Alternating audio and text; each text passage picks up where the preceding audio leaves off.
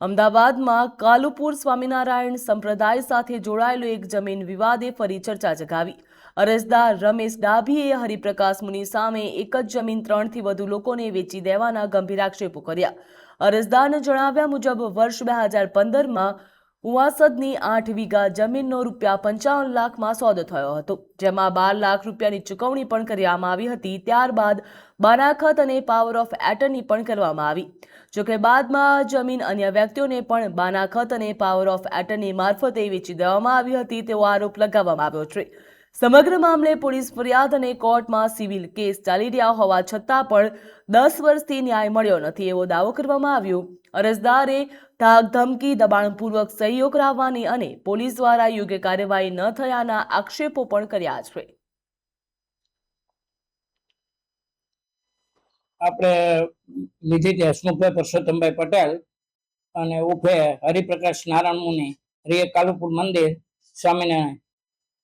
આપણે 55 લાખમાં ઉચક લીધી હતી, એના આપણે 12 લાખ રૂપિયા ચૂકવેલા છે। 11 લાખ બાનાખતમાં 1 લાખ ચેકથી આપેલા છે અને ક્રિમિનલ કેસ પણ ચાલુ છે, 467 અને દાવો પણ ચાલુ છે। કૌશિકભાઈ જયંતિભાઈ સોલંકી, રે જુંડાલ, એને બાનાખત રજીસ્ટર, પાવર ઓફ એટર્ની અને કબજા કરાર કરી આપેલો।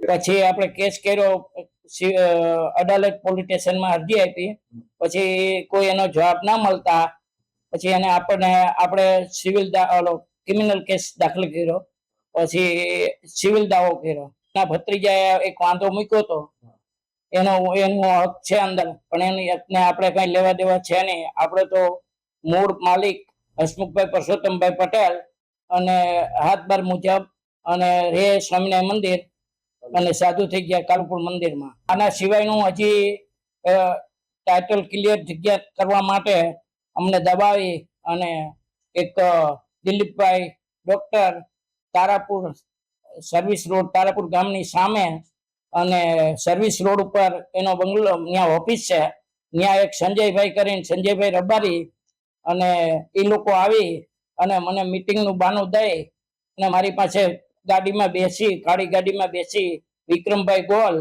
વિક્રમસિંહ ગોલ અને પ્રવીણભાઈ ડાભી, આ બધા મારી પાસે ડોક્યુમેન્ટમાં સહી કરાવી તૈયારી, પોતે ફૂલ તૈયારીમાં આવેલા અને સીધી સહી કરાવી ને નીકળી ગયા અને સબ રજિસ્ટરમાં મારી સાથે ખોટું બોલી અને છેતરપિંડી કરી અને એ રજીસ્ટર કરાવી ગયા છે।